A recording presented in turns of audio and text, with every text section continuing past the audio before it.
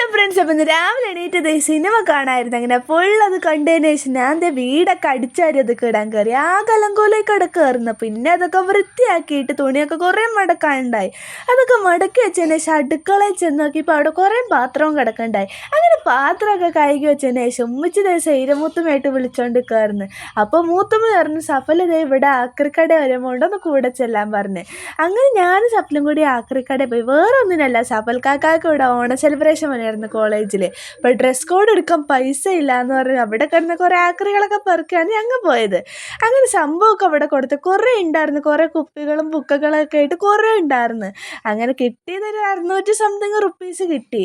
അതെല്ലാം കഴിഞ്ഞ് ഞങ്ങൾ അവിടെ നിന്ന് പോന്ന്. പിന്നെ ഞങ്ങൾ അവിടെ നിന്ന് പോകും. നല്ല വെയിലായിരുന്നു. കാരണം ഉച്ച നേരമായപ്പോഴാണ് ഞങ്ങൾ വീട്ടിൽ നിന്ന് പോകുന്നത്. അതെല്ലാം കഴിഞ്ഞിട്ട് വൈകുന്നേരം ആയപ്പോഴേക്കും മർവാനെ വിളിക്കേണ്ടായിരുന്നു. റോഡിലേക്ക് ഇറങ്ങിയിരുന്നു. ഇങ്ങനെ മർവാൻ വന്നപ്പോഴേക്കും അവന് പനിയൊക്കെ ആയിട്ടാണ് വന്നത്. ഭയങ്കര ക്ഷീണിച്ചാണ് വന്നത്. എൻ്റെ വീട്ടിൽ വന്നപ്പോൾ ഈ ബുക്ക് അങ്ങ് വായിച്ചിരുന്നു. ഭയങ്കര കരച്ചിലായിരുന്നു ഞാൻ. അപ്പം ഇത്രയുള്ളൂ. ബാക്കി നാളെ ബൈ.